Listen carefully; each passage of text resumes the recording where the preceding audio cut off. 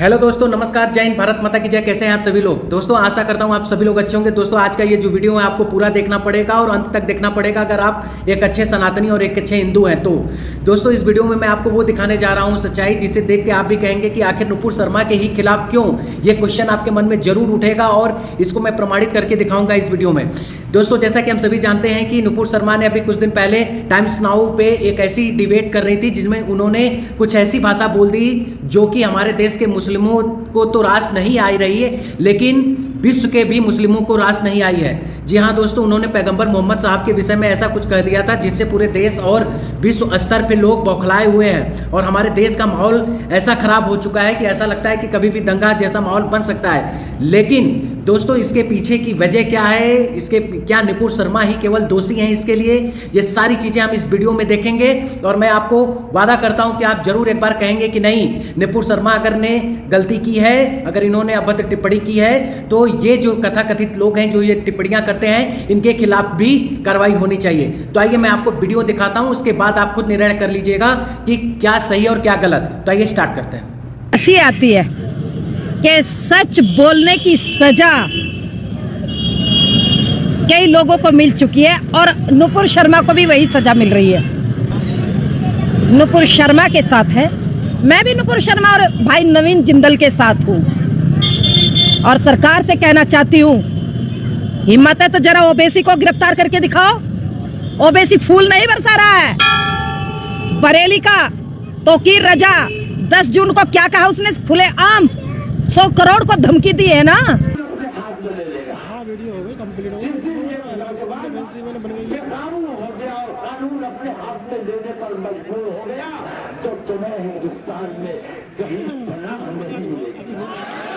एक मौलाना कह रहे हैं कि अगर हमने खुला छोड़ दिया अपने युवकों को तो धर्म विशेष का नाम लेकर कह रहे हैं कि हिंदुओं को हिंदुस्तान में रहने की जगह नहीं मिलेगी, देश छोड़ के जाना पड़ेगा। लाइन में वो कहते हैं आगे कि हिंदुस्तान का नक्शा बदल के रख देंगे, हिंदुस्तान का नक्शा बदल। अभी जलसा हुआ था देवबंद के अंदर, मदनी को जरा गिरफ्तार करो। कह रहे कि जो हमारे धर्म को स्वीकार करते हैं वो हिंदुस्तान में रही। हमारा मजहब अलग है जरूर, हमारा लिबास अलग है, हमारी तहजीब भी अलग है, हमारे खाने पीने का तरीका भी अलग है और तुमको अगर बर्दाश्त नहीं है हमारा मजहब तो तुम कहीं और चले जाओ।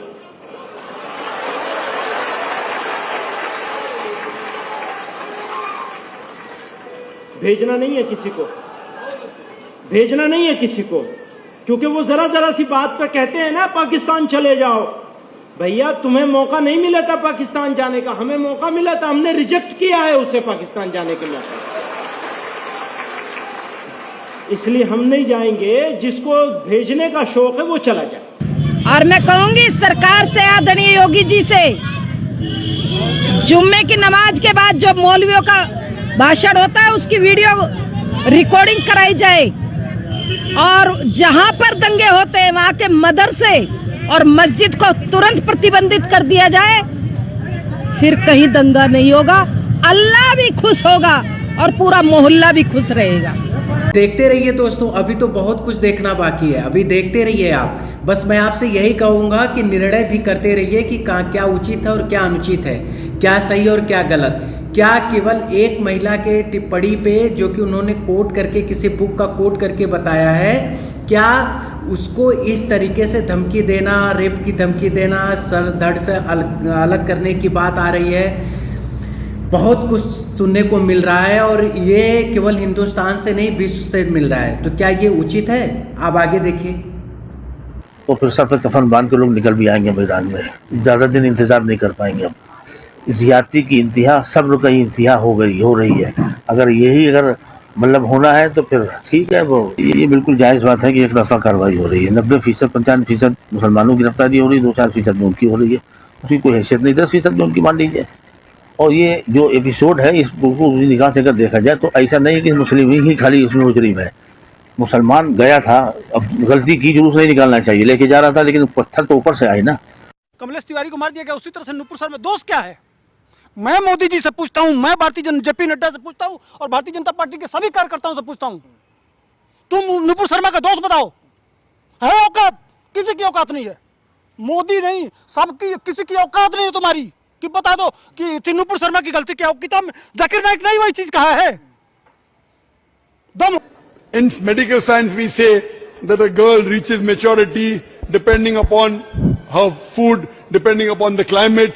Today's science says, there's a hadith in Bukhari that Prophet Muhammad, peace be upon him, married Hazrat Aisha, may Allah be pleased with her, at the age of 6 and consummated the marriage at the age of 9. हमारे शिवलिंग से लेकर और हमारे देवी देवताओं को गाली दे रहे हैं। कितनों के खिलाफ ये कार्रवाई करते हैं तो इस तरह से पानी लेते हैं, जल लेते हैं, सींचते हैं और कहते हैं क्या, गंगे च जमुने चैव गोदावरी नर्मदे सिंधु कावेरी जले अस्मिन् सन्निधिं कुरु। पूजा करते हैं तो कहते हैं ना, 7 स्थानों का नाम लेते हैं ना, अयोध्या, मथुरा, माया, काशी, कांची, अवंतिका, पूरी, द्वारा, तो सप्तत्या मोक्षदायिका। 7 शहर हैं जो मोक्ष देते हैं, 7 नदियां हैं जो पवित्र करती हैं हमको, कहते हैं ना। लेकिन इसको इस्लाम से क्या मतलब है? तो आप लोग सुन रहे हैं ना, सुनिए, अभी आगे सुनिए, अभी तो बहुत कुछ सुनेंगे आप, और निर्णय करते रहिए, सुनते रहिए और निर्णय करते रहिए। सुनिए, अभी आगे सुनिए। देवबंद स्कूल जानते हैं? देवता शब्द कहीं इस्लाम में है? सुने हैं? नहीं, कहीं नहीं है। अब बंद का मतलब क्या होता है? ताला बंद। देव का मतलब देवता, आदि देव, फला देव, देवता, उसको क्या करना है? बंद, देव बंद। वो तो नदी ना भाई साहब, कैसा गंगा जमुना? उन गंगा जमुना उनके किताब में लिखा हुआ है कि उनकी विचारधारा में है कि उनकी सोच में है।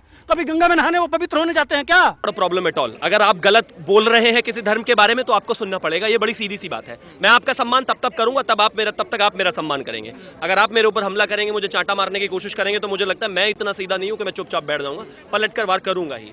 अगर आप ज्ञानवापी में होने वाले शिवलिंग को फवारा कहते हो तो माफ कीजिए, फिर पलट कर आपको भी 2 जवाब दिए जाएंगे। और जैसे फवारा बोलने पर आपका गला नहीं काटा गया, ऐसे ही आप भी एंटाइटल नहीं है किसी का गला काटने के लिए। पाकिस्तान में दोस्तों आप सुन रहे हैं ना, सुनते रहिए। अभी तो आगे बहुत कुछ देखने को मिलेगा। अभी मैं आपको दिखाऊंगा कि अकबरुद्दीन ओवैसी क्या बोल रहे हैं, कितने अच्छे, कितना प्यार से, कितने लुभावने शब्दों का और कितने सम्मानित शब्दों का इस्तेमाल कर रहे हैं हमारी देवी देवताओं के लिए। आप अभी आगे वीडियो में देख लीजिए, फिर आप निर्णय करिएगा। चलिए देखिए, देखते रहिए। थी, लोग बाहर से आ रहे थे, तो आप एक बहाना बनाते हैं इस देश में, इस देश को तोड़ने की दृष्टि से, इस देश में सांप्रदायिक हिंसा हो, इस देश की सरकार बदनाम हो, भारत बदनाम हो। इसके लिए देश के अंदर और बाहर की बड़ी शक्तियां लगी हुई हैं और वो शक्तियां ताक में रहती हैं और एक इशू को बना देती हैं इस ढंग से। अब मेरे पास तो बहुत सारे वीडियो आए हैं। अब अकबरुद्दीन ओवैसी का एक वीडियो है जो मजाक उड़ा रहे हैं कि यहाँ तो रोज भारत में हर दिन एक देवता पैदा होता है हिंदुओं के बीच। ऐसे 8 दिन में एक नया पैदा हो जाता है। अब तो नए आ गए, गणेश थे, वो थे महाराज, अब हनुमान जयंती आ गई, रामनवमी आ गई, लक्ष्मी मालूम थी, ये भाग्य लक्ष्मी आज तक नहीं सुने। ये कौन सी नहीं है भाई? और दुर्गा सुने, ये सुने। बहरहाल मैं क्या बोलूं, कैसे कैसे नामा है। ये मुबारक महफिल में वो मनुष्य नामों को लेके खराब करना नहीं चाहता। तो असुर बात बोल रहे हैं, हर दिन एक देवता पैदा होता है, उसके खिलाफ तो कुछ नहीं होता है। मेरा अपना मानना है कि कोई हमारे धर्म के खिलाफ, हिंदू धर्म के खिलाफ बोलता है, तब भी हम दूसरे के धर्म और मजहब के खिलाफ न बोलें, अपना बचाव करें, ये बात ठीक है। लेकिन अगर एक तरफ से किसी पर प्रश्न उठाया जा रहा है तो दूसरी तरफ भी उठना चाहिए कि बार बार आप कह रहे हैं कि आपके यहाँ तो शिवलिंग सड़कों पर मिल जाता है पत्थर, तो क्या सब जगह आप मंदिर बना दोगे? ये भाषा होती है क्या? सड़कों पर सब जगह पत्थर है, जो हम चलते हैं सारे शिवलिंग है। आपका वो शिवलिंग नहीं, वो तो हमारा बड़ा है, तो किया गया है। तो जो लोग हिंदू धर्म के देवी देवताओं के खिलाफ टिप्पणी कर रहे हैं वो खुलेआम घूम सकते हैं, उनको पूरा अधिकार है। उनके लिए किसी देश में किसी राजदूत को नहीं बुलाया जाता है कि ऐसे क्यों बोला गया है। तो अगर इसके खिलाफ है तो उसके विरुद्ध भी तो होना चाहिए।